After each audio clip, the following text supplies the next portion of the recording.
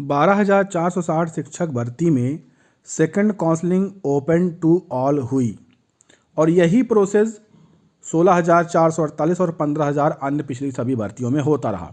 उसी क्रम में यहाँ पर हुआ, लेकिन लोगों का दावा ये रहा कि जब ज़िले में कैंडिडेट्स ज़्यादा हैं तो ओपन टू ऑल काउंसलिंग नहीं होनी चाहिए और इसी का लोग विरोध कर रहे थे सेकंड काउंसलिंग के बाद। और ये विरोध उन्होंने तब शुरू किया जब उनका सिलेक्शन नहीं हो पाया, यानी कि मेरिट में उनका नाम नहीं आया। और नाम इसी कारण से नहीं आया क्योंकि उनकी कट ऑफ 45-50 के आसपास ही रही है। अगर अच्छी कट ऑफ होती 70, 75, 65 तो उनका भी सिलेक्शन ओपन टू ऑल में ही हो जाता। ठीक, लेकिन कमी उनके अंदर है, कट ऑफ उनकी कम है, लेकिन वह जो गलती है वो सरकार पर थोपते दिखे और इसी कारण उन्होंने हाई कोर्ट में एक याचिका फाइल की थी निधि शुक्ला के नाम से, जिस पर आज महत्वपूर्ण सुनवाई हुई।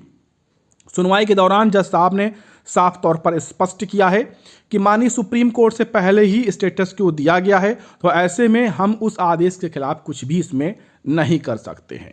अगर आपको लगता है कि कोई दिक्कत है या माननीय डबल बेंच के आदेश का पालन नहीं हो रहा है तो आप ऐसी स्थिति में कंटेम्प्ट ऑफ कोर्ट करके केस फाइल कर सकते हैं, लेकिन उसमें भी कुछ खासा लाभ जो है वो आवेदकों को नहीं मिल पाएगा क्योंकि सरकार ने 6,470 पदों को भरने का एकदम सही और सटीक तरीके से प्रयास किया है और सही किया है, क्योंकि डबल बेंच ने कहा था कि 51+0 दोनों को मिलाकर कॉमन मेरिट के तहत भर्ती की जाए और उसी के तहत भर्ती की गई है, तो वहां से भी कोई राहत मिलने की संभावना नहीं है। फिलहाल आज की सुनवाई में स्टे की मांग की गई थी और ओपन टू ऑल से सेलेक्टेड अभ्यर्थियों के नियुक्ति पत्र निरस्त करने तक की मांग की गई थी, लेकिन किसी भी चीज़ पर आवेदकों को कोई भी कामयाबी नहीं मिली है।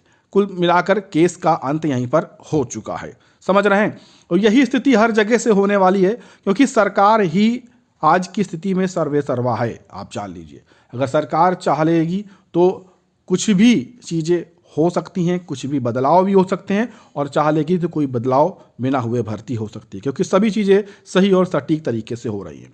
सरकार की मकसद ही केवल एक था कि आप सभी को सभी सीटों पर नियुक्ति दे दी जाए, लेकिन कुछ गलत तरीके की सोच रखने वाले लोगों की वजह से भर्ती को तरह तरह विभिन्न कारणों से फंसाने का लगातार प्रयास किया जा रहा है, लेकिन आवेदकों को, अभ्यर्थियों को किसी भी तरह से कोई भी कामयाबी हासिल होती नहीं दिख रही है।